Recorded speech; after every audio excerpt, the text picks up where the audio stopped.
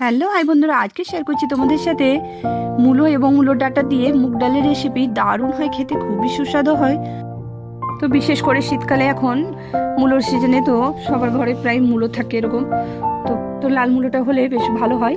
তো লাল মূলোটাকে বেশ ভালো করে মূলোটাকে পরিমাণ মতো নেওয়ার পরে ভালো করে ধুয়ে নিতে হবে, আর হালকা করে ঘষে নিয়ে বেশ ভালো করে দেখো এরকম করে লম্বা করে কেটে নিতে হবে।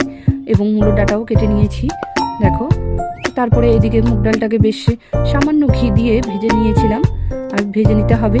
আর ভেজে নেওয়ার পরে বেশ দেখো প্রেসারে বেশ বেশি সেদ্ধ করা যাবে না, 1 থেকে 2 সিটি দিলে হয়ে যাবে যদি তোমরা প্রেসার কুকারে দাও। ডালটা সামান্য সেদ্ধ হয়ে যাওয়ার পরে দিয়ে দিতে হবে মূলোগুলো এবং মূলোর ডাঁটাটা। তারপরে দিয়ে দেবো পরিমাণ মতন হলুদ। তো পরিমাণ মতন হলুদ দিয়ে দিলাম। নুন তো দিয়ে দিয়েছিলাম তখন সেদ্ধ করার সময়, তো তোমরা দেখে নেবে নুনটা পরিমাণ মতন, তোমাদের যদি মনে হয় তো আবার পরে দিতে পারো।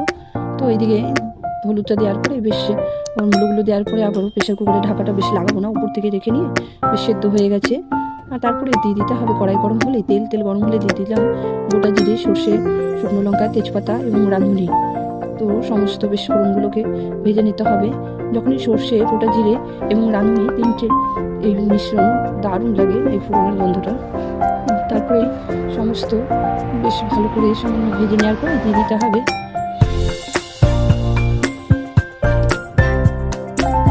তো ফোড়নটা যখন ভাজা হয়ে গেল সামান্য, তারপরে দিয়ে দিলাম ডালটা।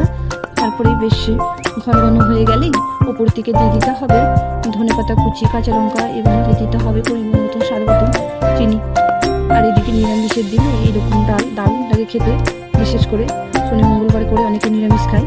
আমাদের এই দেখো আজকে মঙ্গলবারের এই নিরামিষ রেসিপি মুগ ডালের তোমাদেরকে শেয়ার করলাম। তোমরা অবশ্যই এইভাবে ট্রাই করবে, আশা করি তোমার। তো বিশেষ করে যারা মূলো খেতে বেশ ভালোবাসে, এরকম লাল মূলো হোক বা সাদা মূলো, তো এই ডালটা লাল মূলো দিয়ে বেশ ভালো লাগে। তো বিশেষ করে যারা মূলো ভালোবাসে তোমাদের জন্য এই রেসিপিটা অবশ্যই ভালো লাগবে। এইভাবে বানালে তোমরা নিশ্চয়ই ট্রাই করবে, আশা করি তোমাদেরও ভালো লাগবে। আমার ভিডিও যদি তোমাদের ভালো লাগে বন্ধুরা, তো অবশ্যই লাইক অ্যান্ড সাবস্ক্রাইব করে দেবে প্লিজ। পাশে থেকো তোমাদের, আর তোমরা এইভাবে আমার পাশে থাকলে আমি আরও ইন্সপায়ার হব নতুন নতুন ভিডিও ক্রিয়েট করার। বাই বন্ধুরা।